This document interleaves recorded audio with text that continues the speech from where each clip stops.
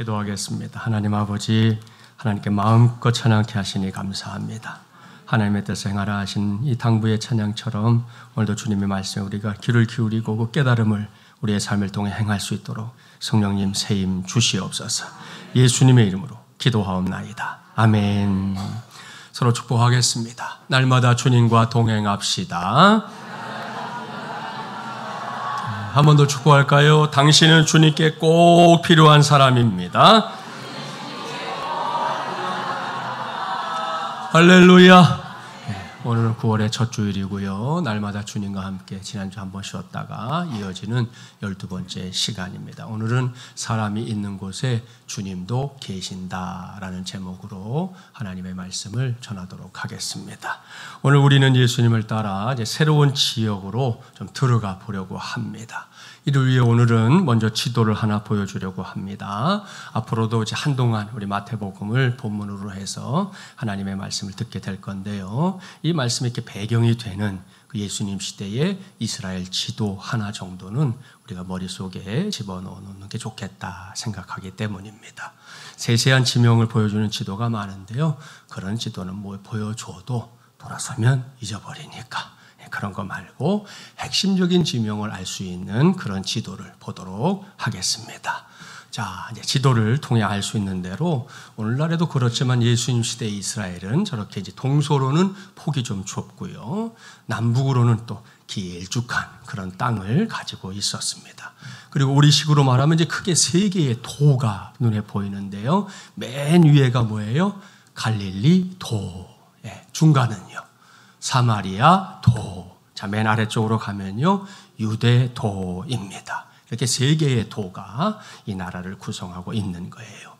그 다음으로 주목해야 할 건 물줄기입니다. 우리나라의 경우 한강이 젖줄이다 그러지 않습니까? 팔레스타인도 다르지 않습니다. 그야말로 물이 매우 부족한 지역이기 때문에 어느 곳보다도 물줄기가 너무 중요한데요. 지도에 보이는 대로 저 북쪽에서부터 시작되는 물줄기 보이죠? 이 도로 말하면 이제 갈리도에 해당하는 곳인데요. 자, 거기에 보이는 커다란 호수가 복음서에 자주 등장하는 갈릴리 호수입니다. 갈릴리 호수 남쪽 끝에 가보니까 뭐가 보여요? 요단강이 보이죠? 그리고 그 요단강을 따라 더 내려가니까 그 끝에 수영을 못하는 사람들이 들어가도 둥둥 뜬다는 이 사해라고 하는 아주 크고 넓은, 사실 호수인데 바다는 아닌데도 아무튼 사해라는 이름으로 붙여진 곳이 자리 잡고 있습니다. 이것이 예나 지금이나 이스라엘 땅을 쭉 관통하는 제일 커다란 물줄기입니다. 그 중에서 이 시간에는 갈릴리 호수에 관심을 모아보려고 합니다.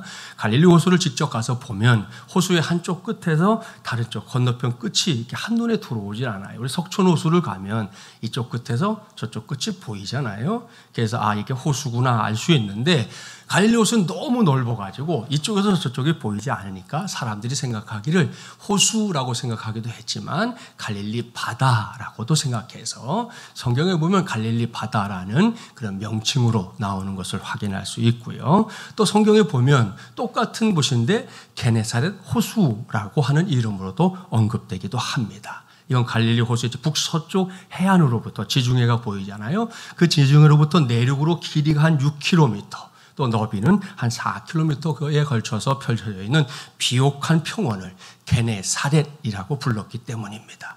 그 평원에 이렇게 인접해 있는 호수였기 때문에 어떤 사람들은 이제 갈릴리 호수 바다 이렇게 불렀지만 또 어떤 사람들은 게네사렛 호수 이렇게도 불렀다는 것입니다. 이러한 당시의 지도를 펼쳐놓고 오늘 제가 이제 여러분과 함께 가보려고 하는 곳이 있습니다. 그것은 본문 28절 말씀에 기록된 가다라 지방입니다. 거기가 어딘지 이제 지도를 좀 확대해 볼까요? 확대했죠? 훨씬 세세한 지명이 보이는데 오늘의 본문 28절을 보니까 예수님께서 제자들과 함께 갈릴리 호수 건너편에 있는 가다라 지방으로 가셨다 그랬는데요.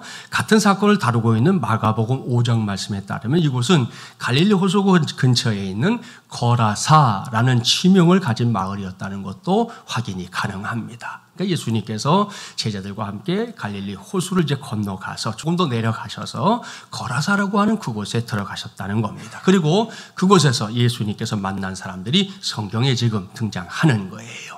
그들이 어떤 사람들이냐? 이제부터 성경을 직접 보도록 하겠습니다. 본문 28절 함께 봉독합니다.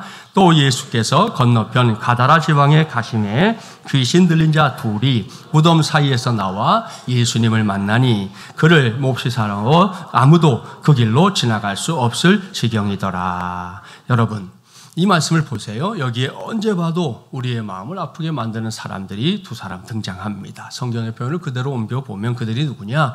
귀신 들린 사람들입니다. 몇 주 전에도 귀신 들린이라고 하는 이 형용사에 대해서 설명했던 적이 있었죠. 이건 선한 의지와 사람다움을 상실한 상태를 가리키는 것이다 말씀드렸습니다. 무슨 말이냐? 겉모습은 분명히 사람인데요. 우리말에 악만 남았다 이런 말 있잖아요. 딱 그거라는 거예요. 누가 봐도 사람이에요. 그런데 사람의 모습은 자취를 감추고 오직 악만 남은 실체. 그것이 바로 귀신 들린이라는 말씀의 의미다 말씀드렸습니다. 그리고 이런 사람들의 특징도 가르쳐 줬었죠. 예나 지금이나 그리고 언제나 어디서나 이 영적인 건강이 무너져 내린 사람들이 갖고 있는 공통적인 문제, 궁극적인 문제, 그것은 하나님과 내가 무관한 관계라고 여기는 것이다. 이게 문제 중에 문제다 말씀드렸습니다. 그러니 이것이 얼마나 안타까운 일입니까? 얼마나 가슴 아픈 일입니까? 오늘 주신 말씀도 다르지 않습니다. 우선 그들의 상태를 잘 살펴보세요. 이게 장난이 아니에요. 먼저 그들의 거처가 무덤이다 그랬습니다. 이건 사탄의 성향을 알아낼 수 있는 확실한 단서입니다. 사랑하는 여러분, 성령은 생명의 영이십니다. 믿습니까? 할렐루야. 따라서 성령의 역사가 일어나는 곳에서는 무슨 일이 일어나는가? 언제나 죽었던 것들이 다시금 살아나는 역사가 일어날 줄 믿습니다. 그렇다면 사탄은요? 사탄은 죽음의 영이죠. 따라서 그런 사탄이 좋아하는 곳, 다름 아닌 죽음의 자리라는 거 어렵지 않게 알 수 있습니다. 이러한 사탄의 영향력이 오늘날에도 장례식을 치르면서 후손들이 묘자리를 정하는 일을 통해 계속되고 있다는 거 아시죠? 묘자리를 잘 써야 어때요? 후손들이 잘 된다는 등, 묘자리를 잘 써야 재물의 복이 있다는 등 등등의 말들로 사람들을 호도하는 일들이 지금 21세기인 오늘날에도 여전히 벌어지고 있습니다. 거기에 덧붙여서 이 무덤에 관련된 유머들도 생각보다 많습니다. 하나만 얘기해 볼까요? 담요 훈련에 참가한 두 여자가 마지막 코스인 공동묘지를 지나가게 되었습니다. 그들은 두려움이 앞섰지만 그래도 애써 태연한 모습으로 걸어가고 있었는데 어디선가 톡톡톡 하는 소리가 들려왔어요. 깜짝 놀란 두 여자, 공포에 질려가지고 엉금엉금 기어가고 있었는데요. 그녀들의 눈에 망치와 정을 들고 묘비를 쪼아내고 있는 한 노인이 보였어요. 그제야 두 여자가 안도의 한숨을 내쉬며 말했습니다. 에이 할아버지, 귀신인 줄 알고 깜짝 놀랐잖아요. 그런데 이 늦은 시간에 도대체 이런 데서 뭐하고 계세요? 그때 할아버지가 웅얼거리며 이렇게 대답했다는 거예요. 아 글쎄, 어떤 멍청한 녀석들이 내 이름을 잘못 써놓았잖아. 그래서 고치는 중이야. 그랬다는 거예요. 들을 귀 있는 사람만 들으세요. 그럼 됩니다. 자, 이처럼 무덤과 관련해서 이런저런 유머가 많이 만들어져 있다는 거 알 수 있는데요. 이건 그만큼 사람들이 죽음이라는 것으로부터 결코 자유롭지 못하다는 거. 종종 거기에 마음을 빼앗긴 채 살아가고 있다는 거. 그것을 반증해 주는 것이다 말씀드릴 수 있습니다. 무엇보다 무덤을 통해 볼 수 있는 사탄의 술수가 있는데 그건 사람들을 고립시키는 것입니다. 무슨 말인지 아시죠? 나 아닌 다른 사람들과 이렇게 함께하지 못하게 만든다. 이런 말씀입니다. 이건 정말이지 아주 고약한 사탄의 술수입니다. 오래전에 청계천 빈민촌에서 목회를 시작하셨던 두레교회 김진옥 목사님, 본분도 있고 이름 알고 있는 분들 많을 것 같아요. 오늘도 세월이 많이 흘렀어요. 지금은 이제 은퇴하신 상태고요. 목사님이 목회하셨던 두레교회가 우리 교회 딱 6개월 전에 우리 교회와 똑같습니다. 용천로에 강북로에 우리가 각각 교회가 있다가 합병이 됐잖아요. 마찬가지로 그 교회도 용천로에 있던 교회 중에 동두천 신광교회라는 교회와 합병을 하게 돼가지고 지금은 신광두레교회라는 이름으로 동두천에서 그 교회가 하나님 나라 사역을 이어가고 있는데요. 김 목사님이 청계천 빈민촌에서 처음으로 개척할 때는 둘의 교회가 아니고 활빈교회, 가난한 삶을 일으킨다, 뭐 이런 의미로 활빈교회라는 이름으로 교회를 개척했거든요. 그 당시의 이야기입니다. 하루는 교회 근처에 있는 한 가정집에서 구슬하더라는 거예요. 굿소리 잘 아시죠? 덩덩덩덩 덩비덩비덩덩 세상 모든 불행이 물러가게 하소서 쨍쨍쨍쨍쨍쨍쨍쨍 뭐 이런 거 말이에요. 예? 자, 꽹가리 소리, 북소리 등등 그 소리가 너무 시끄러워가지고 도무지 다른 일을 할 수 없게 된 목사님, 시간 그냥 보내느니 굿하는 곳에 구경을 한번 가볼까 하고 갔어요. 그렇게 해서 목사님이 이제 먼 발치에서나마 굿하는 광경을 보고 있었는데요. 열심히 구슬하던 무당이 구슬하다 말고 목사님께 다가왔어요. 그리고는 이렇게 진지하게 말하더라는 거예요. 목사님이시죠? 목사님이 이곳에 계셔서 더 이상 구슬할 수 없으니 제발 이곳을 떠나주십시오. 재미있고 의미 있는 일이죠. 지난주에 제가 청년기획 해드렸잖아요. 저도 무당이 보기만 하면 아이고 머리 아파하고 도망갔다니까요. 뭐 한두 번이 아니었어요. 목사님도 지금 그런 경험을 하게 됐다는 겁니다. 무당이 일부러 와서 부탁까지 하니까 어떻게 거기 계속 있겠어요? 어쩔 수 없이 그 구경을 그만하고 집으로 돌아갔어요. 그리고 그 동네에서 그 굿은 며칠째 계속됐습니다. 그런 다음에 맞이한 주일이었습니다. 놀랍게도 동네에서 구판을 벌였던 그 가정의 식구 7명이 몽땅 다 활빈교회에 출석했어요. 그리고 등록을 하겠다 그런 거예요. 목사님이 이게 도대체 어떻게 된 일이지? 이런 궁금증이 생겼어요. 예배를 마친 후에 만나가지고 서둘러 그 사연을 물어봤는데요. 그 가족이 하는 말, 무당이 보내서 왔습니다. 그렇더라는 거예요. 목사님이 이게 이해가 안 되는 거죠. 아니 무당이 왜 자기 교회에 사람을 보내냐 이거예요. 그래서 되물었어요. 아니 무당이 보내서 왔다고요? 도대체 무슨 일입니까? 그랬더니 그 가족이 말했습니다. 무당왈, 구슬해서는 도무지 이 병이 고칠 수 없으니 교회에 나가보도록 해라 이렇게 말했다는 거예요. 할렐루야. 목사님 말씀을 들어보면 당시에 개척교회 목사의 처지에서 그 무당이 그렇게 고마울 수 없었다는 거예요. 그도 그럴 것이 개척교회 교인 한 명이 드는 게 보통 일이 아니잖아요. 저도 많이 경험해 봤잖아요. 어느 날 새벽기도 하고 있는데 모르는 분이 떡하니 와서 앉아있어요. 거의 한 2년을 나오다 등록하시더라고요. 난 도망갈 줄 알았어요. 근데 안 도망가고 등록하셨더라고. 뭐 그런 일 말이에요. 그러니까 한 사람이 온다는 거는 굉장한 일인 거거든요. 그러니까 목사님도 뭐 마찬가지였지 않았겠어요?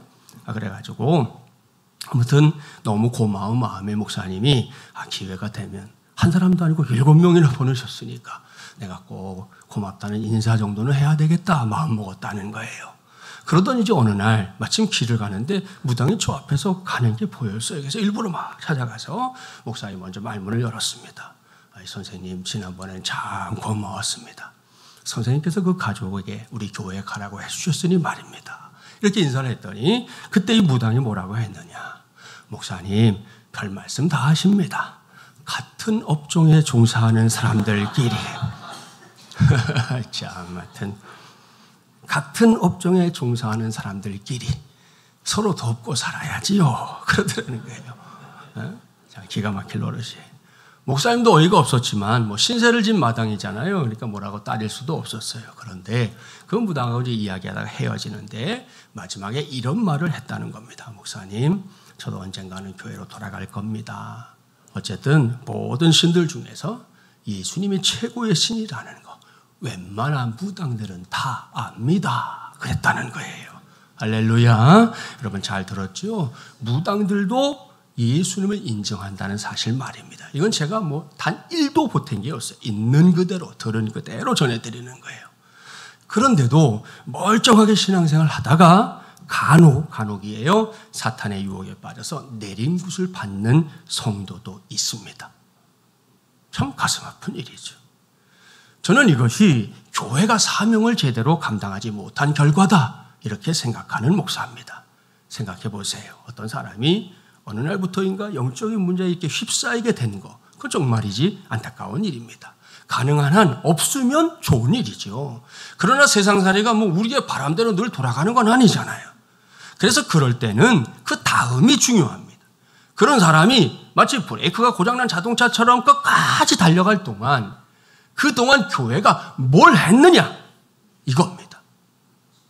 모르긴 몰라도 저는 그 부분에 문제가 분명히 있었다.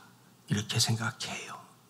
제가 조금 전에 말씀드렸죠. 무덤을 통해 볼 수 있는 사탄의 술수, 아주 고약한 술수가 있다고 말입니다. 그게 뭐다? 그건 사람들을 고립시키는 것이다. 어떻게든 나 아닌 다른 사람들과 이렇게 함께하지 못하게 만든다. 그거라고 말씀드렸잖아요. 따라서 이런 사람을 괴롭히는, 여러분, 그 사람, 그 괴롭힘을 당하는 그 사람은 반드시 홀로 두지 말아야 합니다. 목회자를 비롯해서 성도들의 적극적인 사랑과 돌봄이 필요합니다. 무엇보다 그 사람을 괴롭히는 영적인 세력을 향해서 가만히 있으면 되겠어요? 예수 그리스도의 이름으로 떠나라! 명령해야지요. 단 예수 그리스도의 이름으로 그의 평안을 위해서 간절하게 기도해 주는 사람들이 그 사람 주변에 많이 필요했단 말이에요. 이 모두가 철저하게 교회의 사명입니다. 옳습니다. 결코 영적인 어려움을 겪는 그 당사자 스스로에게나 혹은 그 집안의 문제로 치부하면 안 됩니다. 담임 목사는 물론이고요. 그 사람을 사랑하는 사람들이 강력하게 또한 영적으로 대응해야 한다. 이런 말씀입니다. 그렇다면 결코 빼앗기지 않을 일입니다. 본문으로 돌아가 볼까요? 오늘 주 말씀을 보세요. 마가복음에 따르면 마을 사람들은 귀신들을 고통스러워하는 이 사람들을 쇠사슬로 묶어놓으려고 했을 뿐 진정으로 그 사람들의 친구가 되려고 하지 않았습니다. 게다가 이 마을 사람들이 얼마나 이기적인 사람들인지 압니까? 본문 33절 34절 교독해 볼게요. 치던 자들이 살아나 시내에 들어가 이 모든 일과 귀신 들린 자의 일을 고하니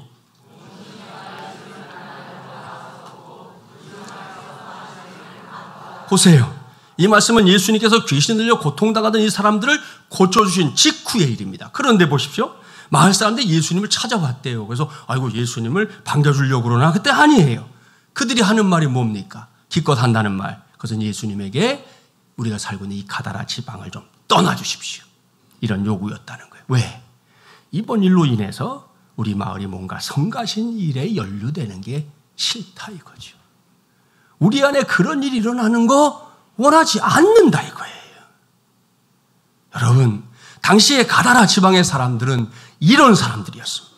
그리고 오늘 주신 말씀 속에서 등장하는 귀신 들린 두 사람, 그들은 이렇게 이기적인 사람들 속에서 사람 취급도 받지 못한 채 기껏 살고 있는 게 어디? 무덤 속에서 스스로를 해치며 살아가고 있던 게 전부란 말입니다. 그런데 드디어 그야말로 어느 날 갑자기 이 사람들이 자기들을 사람으로 취급해주는 분을 만났습니다. 그분이 누굽니까? 그분은 바로 우리의 주님 예수 그리스도입니다. 계속해서 말씀 보세요. 그들은 먼 발치에서 예수님을 보더니 서둘러 예수님께 달려왔어요. 그러고는 뭐라고 말하는지 볼까요? 본문 29절 함께 봉독합니다. 이에 그들이 소리질러 이르되 하나님의 아들이여 우리가 당신과 무슨 상관이 있나이까? 때가 이르기 전에 우리를 괴롭게 하려고 여기 오셨나이까? 하더니 귀신 들린 사람들이 예수님께 달려와서 소리를 질러가며 말했다는 거예요. 자기들을 괴롭히지 말라. 그냥 못 본 척 지나가 주십시오. 이렇게 부르셨다는 거예요.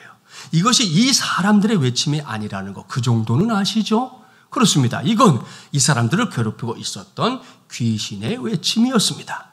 그런데 성경은 이 사람들이 예수님을 향해 달려와서 굳이 이렇게 외치고 있는 이유를 명백하게 밝히고 있습니다. 그것이 뭐냐?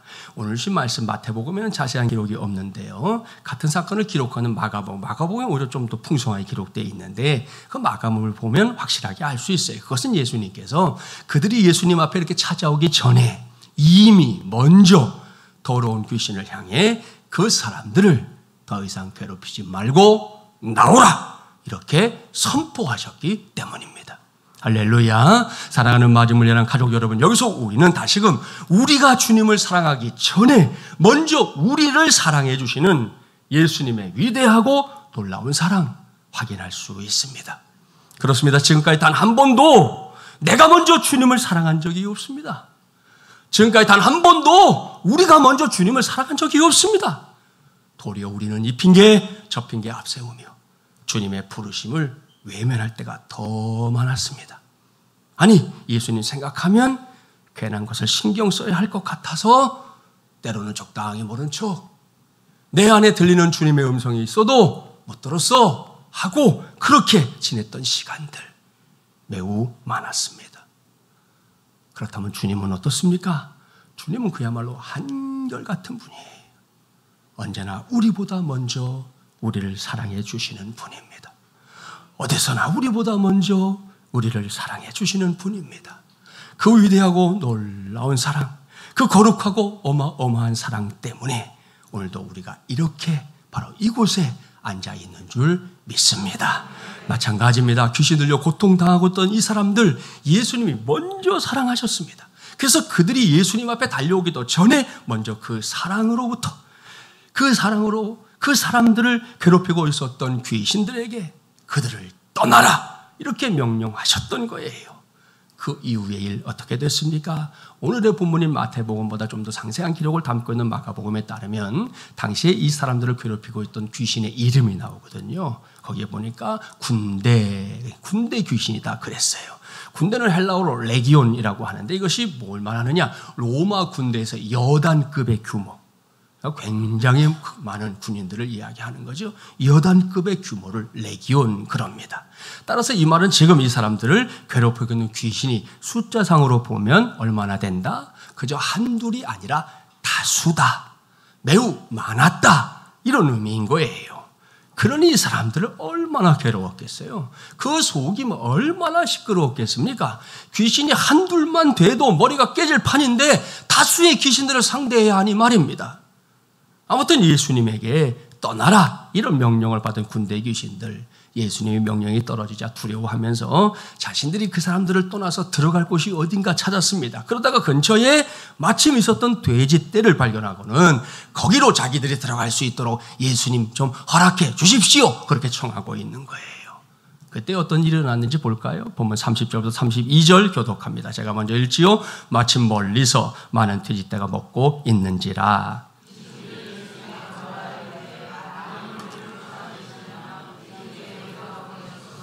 함께요. 그들에게 가라 하시니 귀신들이 나와서 돼지에게로 들어가는지라. 온 떼가 비탈로 내리다라 바다에 들어가서 물에서 몰사하거늘. 여러분, 이렇게 해서 그동안 군대 귀신에 의해 고통당하던 두 사람들이 구원받았습니다. 물론 이 사건을 놓고 예수님께서 두 사람을 위해 수천 마리나 되는 돼지떼를 죽게 만든 것에 대해서 또 왈가왈부하는 사람들도 있습니다. 하지만 여기서 우리 모두가 꼭 기억해야 할 게 있습니다. 그것은 한 사람의 가치입니다. 제가 이 점에 대해서는 이미 수십 차례 여러분에게 말씀드렸어요. 예수님께서 하셨던 말씀을 떠올리면 된다 그랬습니다. 한 생명의 가치가 얼마가 된다? 천하보다 귀하다. 이것이 예수님의 가르침이에요. 그렇습니다. 예수님께서 한 생명의 가치로 생각하는 건 우리가 살고 있는 온 천하보다, 온 우주보다도 더 크다 이겁니다. 그렇다고 해서 그럼 예수님께서 사람이 아닌 동물들의 가치를 폄하한 것이냐? 오해하지는 마세요. 그건 아닙니다. 당연히 동물의 생명도 귀합니다. 요즘도 간혹 동물 학대와 관련된 뉴스 보도가 이렇게 있잖아요. 얼마 전에도 아예 살아있는 놈을 그냥 땅속에다가 파묻어 버렸다가 그 아이를 또 건져서 또 씻겨가지고 다리 입양 가게 됐다 이런 보도도 있었거든요. 그건 매우 잘못된 일이죠. 그건 예수님도 노하실 일이다. 틀림없이 생각합니다. 왜냐? 무엇이든 살아있는 생명의 가치, 그것이 매우 고귀한 것이기 때문입니다. 하지만 아무리 그렇다고 해도 사람의 생명을 대신할 수 있는 것, 세상 천지에 없습니다. 단 하나도 없습니다. 여기서 구약 시대를 대표하는 제사 제도를 한번 생각해 보세요. 하나님께서 소나 양이나 염소, 심지어 비둘기까지도 사람들의 죄를 대속하는 수단으로 삼으셨던 거 알고 있으시죠? 자, 그것들이 하찮아서가 아닙니다. 그게 하찮아서 그걸 하라고 하신 게 아니고 그렇게 하실 만큼 사람의 생명이 귀한 것이다. 요걸 가르쳐 주는 것이에요. 그러니까 오해하시면 안 돼요. 여기서 여러분은 오늘 제가 전하고 있는 말씀의 제목 떠올려야 합니다. 사람이 있는 곳에 주님도 계신다. 바로 이거 말입니다. 여러분, 앞서 저는 본문에 나오는 귀신 들린 사람들을 가다라 지방의 사람들이 어떻게 대우했는지 설명했었습니다. 그들은 일단 이 사람들을 모른 척 했습니다. 그 사람들 역시 다른 사람들과 마찬가지로 자신들과 함께 이렇게 살아야 할 존재라는 사실 그거 자체를 아예 망각하고 있었던 겁니다. 하지만 예수님은 달랐습니다. 예수님은 그 사람들이 자신을 알아보기도 전에 이미 그들을 사랑하셨습니다. 그 사람들의 형편과 처지를 다 이해하셨습니다. 그러고는 그 누구도 다가가지 않았다. 오늘 말씀해 보니까 뭐 곁에도 못 가게 했다잖아요. 아무도. 그런 사람에게 직접 가까이 다가가셨고요. 그들과 이런저런 이야기까지 나누셨습니다. 마침내 그들의 문제를 적극적으로 해결해 주셨는데요. 여러분, 이분이 누굽니까? 이분이 바로 오늘도 저와 여러분이 주님 이렇게 부르는 우리 모두의 구세주이신 예수 그리스도입니다. 여기서는 예수님의 최대 관심사, 그게 뭔지 알 수 있습니다. 이제는 여러분도 충분히 짐작이 되죠. 그렇습니다. 우리 주님의 관심사, 최대의 관심사 늘 사람에게 있는 줄 믿습니다. 옳습니다. 그렇기 때문에 만일 사람이 없는 곳이라면 지상 최고의 낙원이라고 불리는 그런 곳이라고 할지라도 주님은 그런 곳에는 결코 가지 않습니다. 하지만 사람이 있는 곳이라면 그것이 마치 지옥과 같이 고통스럽고 고개를 절레절레 흔들게 만드는 장소라 할지라도 우리 주님은 반드시 찾아가십니다. 어떻게든 찾아가십니다. 이것이 우리 주님 예수님의 뜻이요 예수님의 마음입니다. 믿습니까? 할렐루야. 이런 사실을 저희가 아주 확실하게 알게 해주었던 너무 좋은 정말 여기에 딱 맞는 실화 하나 소개합니다. 제가 오래전에 읽었던 책 중에 두란노 성원에서 나온 기적의 $100라고 하는 책이 있습니다. 두껍지도 않은 책인데 이건 미국에 있는 한 남가주 지역에 있는 한 교회에서 실제로 성도들이 함께 했던 프로젝트를 아예 책으로 이렇게 묶은 거거든요.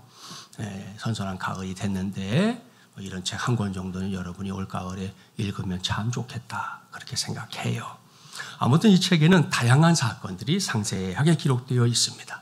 그 중에서 소개할 이제 한 가지를 여러분에게 말씀드리려고 하는 거예요. 한 남자가 아내와 함께 고향 교회에 저녁 예배에 참석했다. 이렇게 시작되는 실화입니다. 자, 예배를 드리는 중에 너무나도 크고 명확한 주님의 음성이 그 남자에게 들렸습니다. 통로 가운데로 나가서 발굽혀펴기를 10번 하거라. 너무나 황당한 일이었습니다. 깜짝 놀란 그는 혹시 자기 외에 다른 사람도 그 음성을 들었나 하고 주위를 살펴봤는데 다른 사람들은 아무런 일도 없다는 듯이 그저 예수님 예배를 드리는데 집중하고 있었습니다. 내가 상상을 했나 생각했어요. 그리고는 이제 생각을 딱 쳐보려고 하는데 곧바로 또다시 똑같은 음성이 들려옵니다. 통로 가운데로 나가서 발굽혀펴기를 10번 하거라. 이 사람이 이제 당황했어요. 바로 여기서요? 지금 당장이요? 주님, 설마 아니겠죠? 주님 제정신이세요? 제가 창피를 당할 뿐만 아니라 제 아내가 얼마나 당하겠어요? 그거 못합니다. 그랬는데 또다시 음성이 들리는 거예요. 통로 가운데로 나가서 발굽혀펴기를 10번 하거라. 자, 이렇게 말로만 하니까 별 감흥이 없죠? 그래서 준비했습니다. 교육자 중에 한 사람이 그런 음성을 들었다. 가정해 보겠습니다. 예, 앞서 몇 차례 하나님의 음성, 아직 하지 마세요. 아직 하지 마요. 예, 앞서 몇 차례 하나님의 음성을 들었다. 그랬죠? 통로 가운데로 나가서 발굽혀펴기를 10번 하거라. 계속 들리니까 이제 이세롬 목사님이 마침내 좋아요. 알겠습니다. 대답했어요. 그리고는 이제 벌떡 일어나서 통로 한가운데 나온 거예요. 해볼까요? 잘, 일부 때는 보니까 세라고 했더니 여기 세는 분하고 본인하고 숫자가 다르더라고. 그러니까 같이 세면 되겠어요. 해보겠습니다. 시작. 하나, 둘, 셋, 넷, 다섯, 여섯, 일곱, 여덟, 아홉, 열. 수고하셨습니다. 이거 다른 교회가 보면 뭐 부목사 얼차려 주는 줄 알겠네. 여러분 제가 나쁜 목사는 아니에요. 일부 때는 목사님 시키지 않았어요. 다른 사람이 했어요.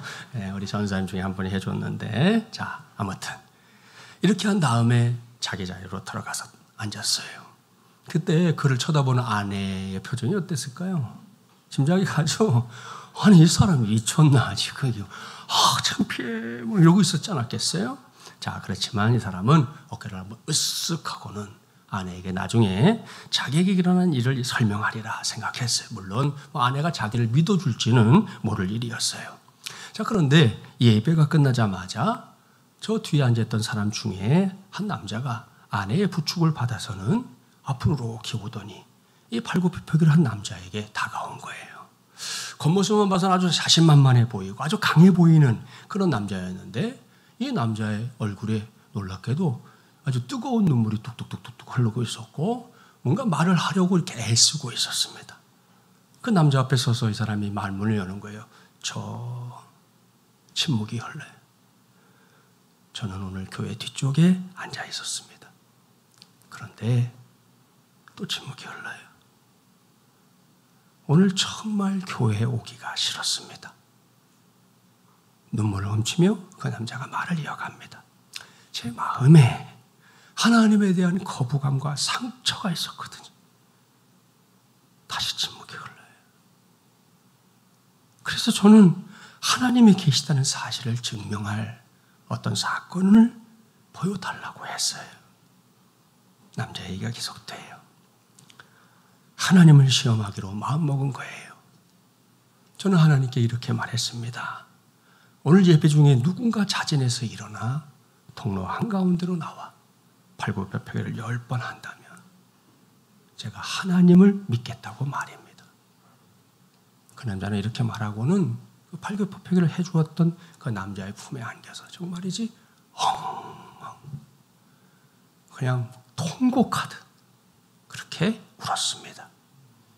사랑하는 마중물이란 가족 여러분, 그러니까 조금 전에 예배 시간에 일어났었던 그 황당한 일이 무슨 일인지 이제는 아시겠죠? 저는 처음에 이 책을 읽었을 때 이 대목에서 정말 온몸에 막 소름이 돋았어요. 머리부터 발끝까지 전기가 찌릿 흘렀어요. 보세요. 이 남자는 하나님을 시험하려 들었습니다. 그런데요, 이미 그리고 먼저 사랑의 눈이 먼 우리 하나님, 이 남자를 너무나 사랑하셨습니다. 사실 그때 하나님은 자신을 시험하려 드는 그 사람 얼마든지 모른 척 할 수 있었습니다. 나 참 이 웃기는 짜장이네. 니가 저렇게 감히 나를 시험해? 여러분 얼마든지 그럴 수 있잖아요. 생각해 보세요. 우리가 사는 세상 천지에 사람들이 얼마나 많습니까? 여러분은 어떤지 몰라도 그 중에는 하나님의 뜻이라면 정말이지 목숨도 내놓을 수 있는 사람들 아직도 많아요. 내가 붙여야 할 진리, 복음을 위해서 죽겠습니다 하는 사람들이 지금 세상 곳곳에 있어요, 여러분. 그러니까 말도 안 듣는 한 사람, 입만 열면 하나님을 향해 불평, 원만 일삼는 그런 사람 정도는 얼마든지 상종하지 않아도 됩니다. 그 한 사람 없다고 하나님의 영광이 가려지는 거 아니에요. 이게 나의 생각, 우리의 생각입니다. 하지만 사랑의 눈이 먼 하나님, 그를 그냥 불신의 자리에 앉아있게 할 수 없었습니다. 그 사람이 그렇게 불행에 빠져 허우적대는 거를 하나님은 차마 볼 수가 없었단 말이에요. 그래서 이 남자를 위해 또 다른 사람을 사용해서라도 당신이 그 사람을 얼마나 사랑하고 있는지, 너는 나한테 이런 존재다. 네가 아무리 나를 향해 원망하고 나를 향해 수없이 많은 말을 늘어놓아도 나는 여전히 너를 이 정도로 사랑한다.